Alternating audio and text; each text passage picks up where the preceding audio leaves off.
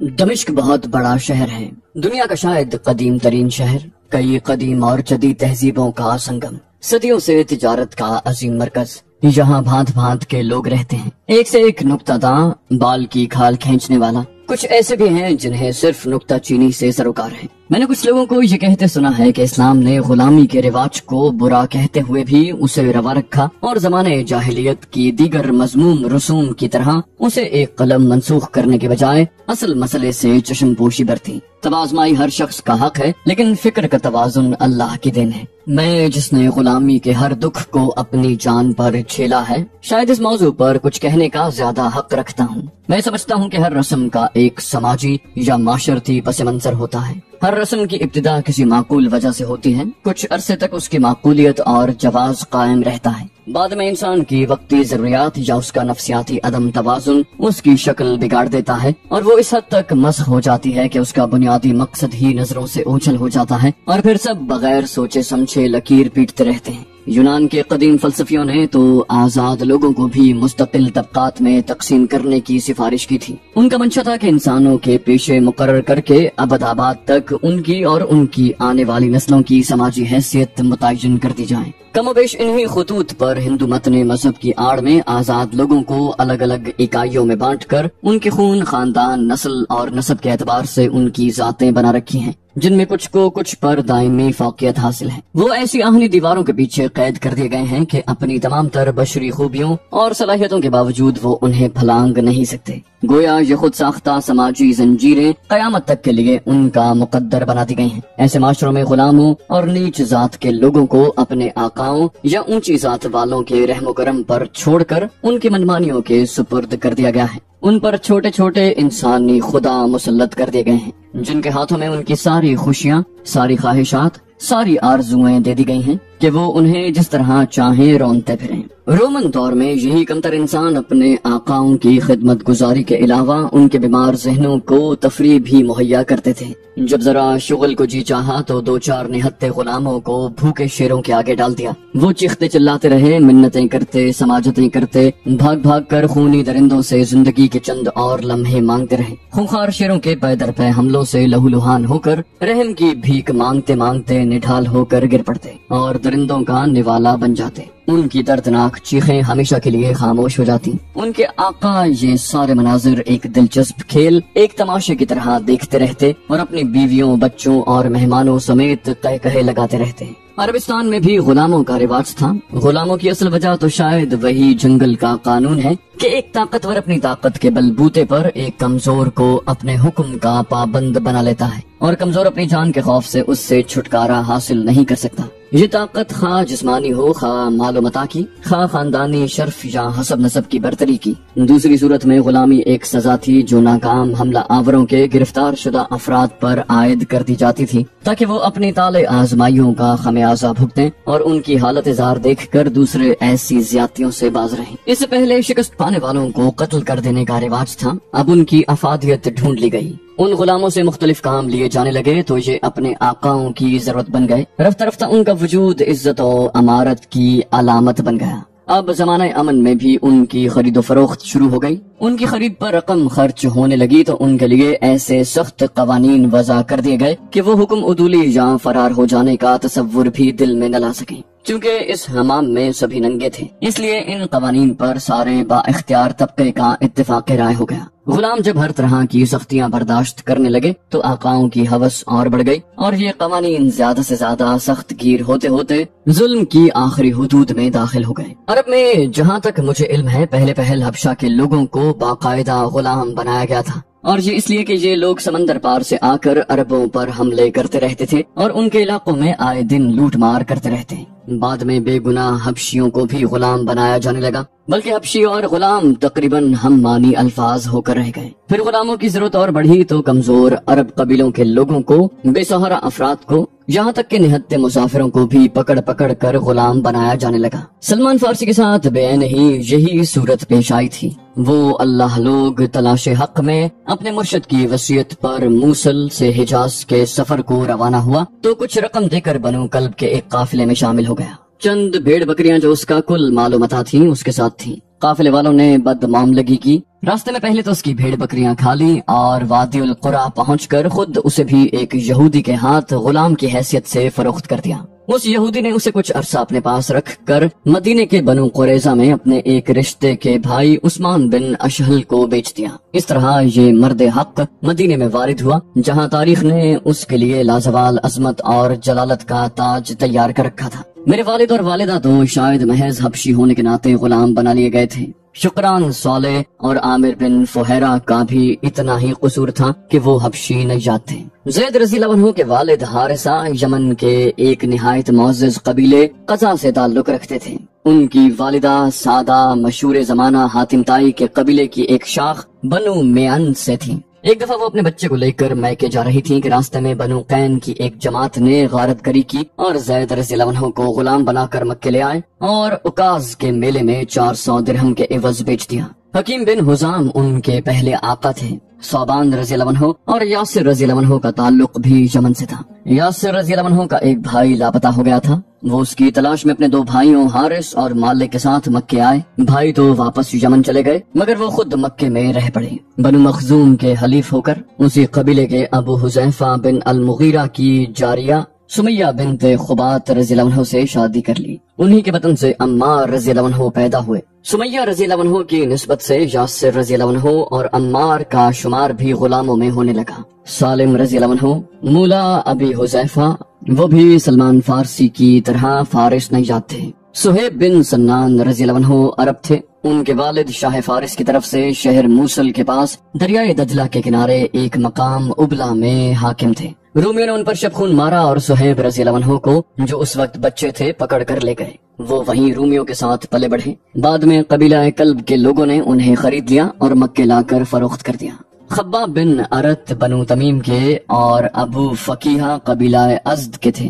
انہیں بھی باہر سے لا کر مکے میں فروخت کیا گیا تھا۔ اب غلامی کی حیثیت سزا کی نہیں رہ گئی تھی بلکہ ذی مرتبہ لوگوں کی ضرورت بن کر اس نے ایک معاشرتی حقیقت کی صورت اختیار کر لی۔ سزائیں تو دیر سویر سے ختم ہو جاتی ہیں مگر اب جو غلامی کا طاق کسی کی گردن میں پڑتا تو پھر موت ہی اسے اس بندھن سے آزاد کرواتی، اور اس نجات دہندہ کے لیے غلاموں کی نظریں اور ہاتھ ہر وقت آسمان کی طرف اٹھے رہتے۔ غلامی کے اس ہمگیر رواج میں تاریخی اور جغرافیائی عوامل کے علاوہ علاقائی اور قبائلی عصبیتیں اور آقاؤں کے ذاتی مزاج کی بد اعتدالیاں بھی شامل ہوتی گئیں، اور رفتہ رفتہ یہ ایک ایسا ہم رنگ زمیں جال بن گیا جو کسی کو نظر بھی نہ آتا تھا، محسوس بھی نہ ہوتا۔ مراد یافتہ طبقہ اسے اپنی روزمرہ زندگی کا معمول سمجھ کر اس پر غور نہ کرتا، مگر جن کے لیے یہ جال بچھا تھا ان کی زندگی میں زہر گھولے رہتا تھا۔ مسئلے کی نوعیت یوں ہو تو اصلاح احوال کا کیا محل؟ حل تو اس چیز کا ڈھونڈا جاتا ہے جو حل طلب ہو۔ غلامی تو کسی کے نزدیک کوئی مسئلہ تھا ہی نہیں، اور جن کے نزدیک تھا وہ مجھ جیسے بے نوا بے سہارا لوگ تھے جو وقت کے معاشرتی تناظر میں کوئی آواز نہیں رکھتے تھے۔ مکے میں سہیب رومی رضی اللہ عنہ اپنے روم کے قیام کے زمانے کا ذکر کرتے ہوئے بتایا کرتے تھے کہ ایک دفعہ روم میں جبر و استبداد سے تنگ آ کر غلاموں نے اپنے آپ کو ایک غلام کی قیادت میں منظم کیا اور اپنے آقاؤں کے خلاف بغاوت کر دی۔ رومیوں نے ان کی سرکوبی کے لیے کئی لشکر روانہ کیے، لیکن سرفروش غلاموں کی فوج اس بہادری سے لڑی کہ انہیں شکست دے دی، مگر آخری لڑائی میں باوسیلہ آقاؤں کی فوج فتح یاب ہوئی اور غلام ہار گئے۔ غلاموں نے یہ جنگ اپنی آنکھوں میں آزادی کا خواب سجا کر لڑی تھی، کیونکہ ان کا خیال تھا کہ وہ رومیوں سے نجات حاصل کر کے اپنے اپنے علاقوں میں واپس جائیں گے، لیکن ان کا یہ خواب شرمندہ تعبیر نہ ہو سکا، اور آزادی کی اس تگودو میں ہزاروں غلام اپنی جان کی بازی ہار گئے۔ آپ نے دیکھا ہوگا کہ انسان اکثر رات کی تاریکی میں سانپوں، بچھوؤں اور مہلک حشرات الارض کے قریب سے گزر جاتا ہے، مگر چونکہ وہ اسے دکھائی نہیں دیتے اس لیے اس کے دل میں کسی قسم کا خوف نہیں پیدا ہوتا، مگر دن کے اجالے میں اگر وہ ان موذی کیڑے مکوڑوں کو دیکھ لے تو چھلانگ لگا کر الگ ہو جائے اور ہمارے خوف کے تھر تھر کانپنے لگے۔ یہی حال غلامی کے انسانیت سوز ماحول کا تھا۔ زمانے جاہلیت کی ظلمت میں اس رواج کی ہولناکیاں کسی کو نظر نہیں آتی تھیں، مگر جب اسلام کا سورج طلوع ہوا تو اس رواج کے گھناؤنے خد و خال سے بے حسی کا پردہ ہٹ گیا اور اس کی تمام تر کراہت کھل کر سامنے آ گئی۔ مرض کی تشخیص ہو گئی تو اس کا علاج بھی لازم ہو گیا۔ علاج بے ضد بھی ہوتے ہیں اور بالمثل بھی۔ اللہ کے رسول نے مرض کی نوعیت کے پیش نظر چند تحفظات کے ساتھ علاج بالمثل تجویز فرمایا۔ ایک بین علاج جس سے مخالفین کو اس کے خلاف متحد ہو کر صفارہ ہونے کا موقع نہ مل سکے اور مرض رفتہ رفتہ لیکن حتمی طور پر رفع ہو جائے۔ دوسری صورت یعنی علاج بالضد میں بھی اصلاح احوال تو ہو جاتی اور شاید جلدی بھی ہو جاتی، مگر دیر پا یقیناً نہ ہوتی۔ روزمرہ کی زندگی میں رچی بسی اس رسم کے خلاف محض ایک حکم امتناعی جاری کر دینے سے اس رواج سے فائدہ اٹھانے والے با اثر طبقے میں ایک ہیجان برپا ہو جاتا،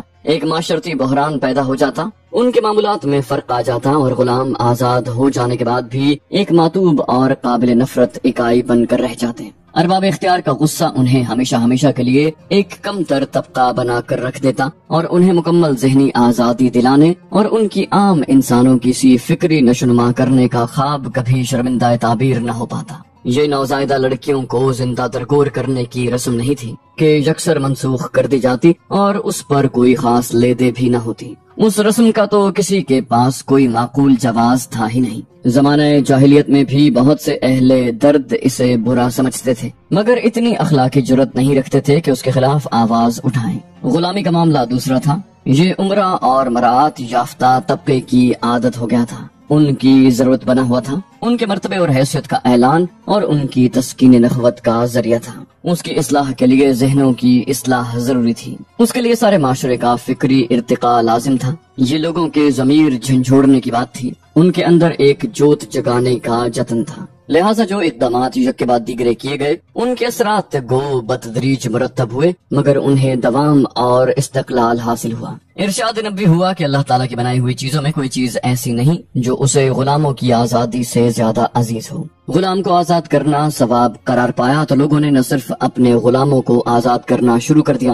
بلکہ خرید کر انہیں آزاد کرانے لگے۔ ان سے حسن سلوک کا حکم آیا تو ان کے لیے لوگوں کے چہروں پر مسکراہٹیں بکھرنے لگیں۔ وہ اسلامی مساوات کے رشتے میں پروئے گئے تو عرب کے معزز قبیلوں سے ان کی رشتہ داریاں اور قرابت داریاں استوار ہو گئیں۔ ان کے ساتھ جب انسانوں کا ایسا تعلق پیدا ہوا تو ان کا معاشرے کے معزز افراد میں شمار ہونے لگا۔ ان کی ذہنی تربیت اور نشوونما کی راہیں کھلی تو انہوں نے اپنی علمیت، اپنی شجاعت، اپنے تقوی اور اپنی قربانیوں سے اسلامی تاریخ کے دفتر بھر دیے۔ انہیں امامت سونپی گئی اور بڑے بڑے ذمہ دار عہدوں پر مامور کیا گیا۔ انہیں اسلام کے عظیم مارکوں میں لشکروں کی قیادت عطا ہوئی۔ ان کی دلجوئی کے لیے حضور صلی اللہ علیہ وسلم نے ابوبکر رضی اللہ عنہ جیسی مقتدر ہستی کو وعید سنائی۔ ان کی قدر و منزلت کے اعلان کے لیے آیات قرآنی نازل ہوئی اور پھر فتح بیت المقدس کے موقع پر چشم عالم نے یہ منظر بھی دیکھا کہ غلام اونٹ پر سوار ہے اور عمر فاروق رضی اللہ عنہ فاتح قوم کے سب سے بڑے امیر اونٹ کی مہار تھامے پیدل شہر میں داخل ہو رہے ہیں۔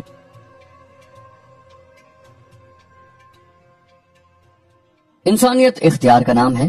فعل اور ترک فعل دونوں پر برابر قدرت رکھنے کو انسانیت کہتے ہیں۔ غلامی کے دور میں ہماری بے اختیاری نے ہمیں دائرہ انسانیت سے ہی خارج کر رکھا تھا۔ آزادی کے بعد بلکہ کئی دن بعد جب آہستہ آہستہ ہمیں اس کا شعور حاصل ہونے لگا تو ہمارے محسوسات کچھ ایسے تھے جیسے ہم منمانیاں کرنے والے قدرت کے لاڈلے بگڑے ہوئے بچے ہوں جو بغیر روک ٹوک کے جو چاہیں کرتے پھریں۔ ایک عجیب احساس تھا جیسے سر پر رکھا ہوا پہاڑ کسی نے اتار کر رکھ دیا ہو اور ہم ہوا کے جھونکوں کی طرح، فضاؤں میں پرواز کرتے ہوئے پرندوں کی طرح، آسمانوں پر تیرتے بادلوں کی طرح اللہ تعالیٰ کی کائنات میں جدھر چاہیں جائیں، جو چاہیں کریں۔ کبھی خوف محسوس ہوتا تھا کہ کہیں ہم اپنی حدود سے تجاوز نہ کر جائیں، کبھی ایسا لگتا کہ کہیں یہ سب کچھ ایک سہانا خواب نہ ہو جو صبح ہوتے ہی بکھر جائے۔ میرے ذہن میں اختیار کی پہلی کرن پھوٹنے پر میرے جو محسوسات تھے ان کا کوئی اندازہ نہ لگا سکتا تھا۔ کوئی بھی شخص جس نے خود غلامی کی بیڑیاں نہ پہنی ہو ان محسوسات کا ادراک نہیں کر سکتا۔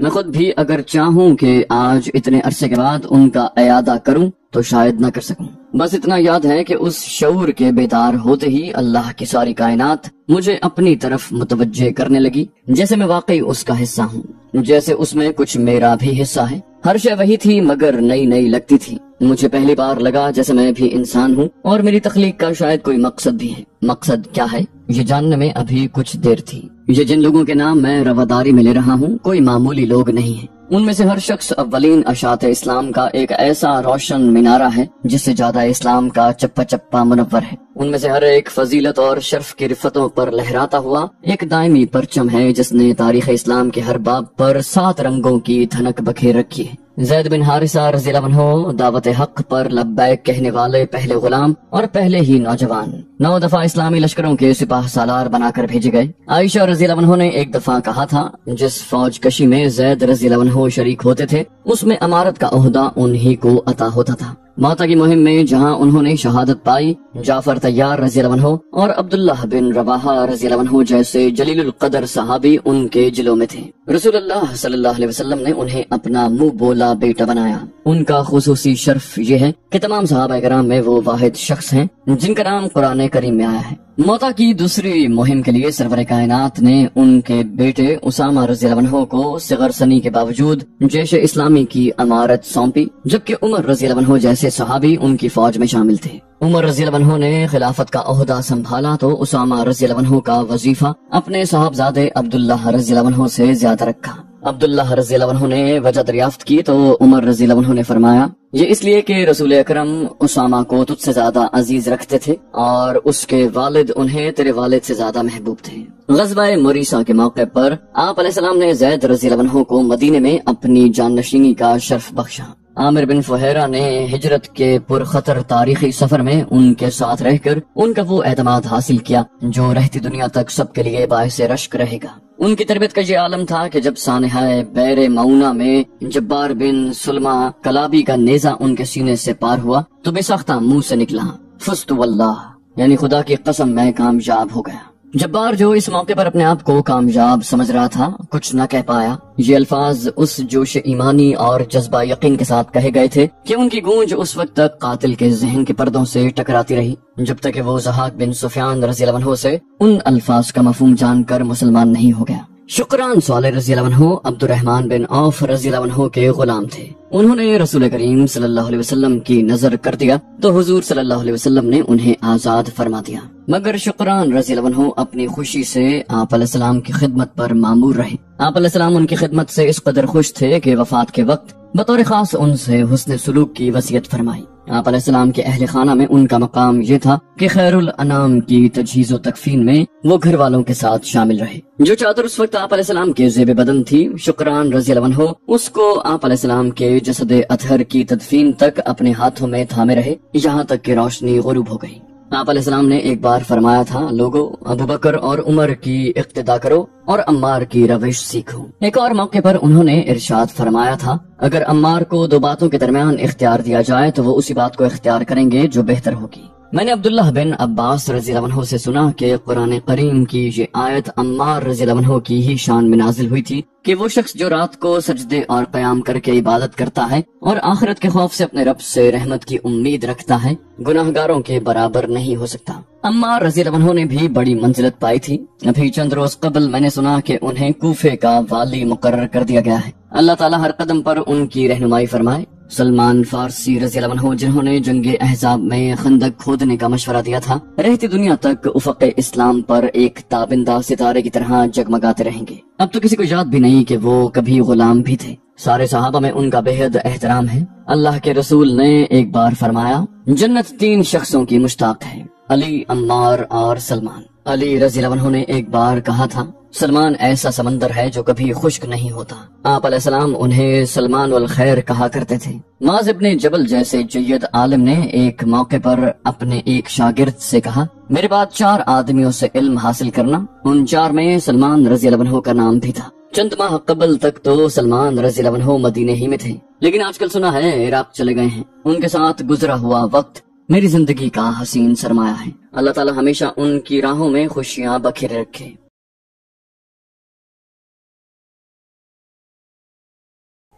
تو دوستو یہ تھی ہماری آج کی ایپیسوڈ۔ امید کرتے ہیں آپ کو ہماری ایپیسوڈ پسند آئی ہوگی۔ جانے سے پہلے اس ویڈیو کو لائک، شیئر اور کامنٹ کرنا مت بھولیے، اور اگر آپ ہمارے چینل پر نئے ہیں تو اسے سبسکرائب کیجیے اور بیل آئیکن پر کلک کیجیے تاکہ آپ کو تمام ویڈیوز فوراً ملتی رہیں۔ اگلی ویڈیو تک کے لیے اپنا خیال رکھیے۔ اللہ حافظ۔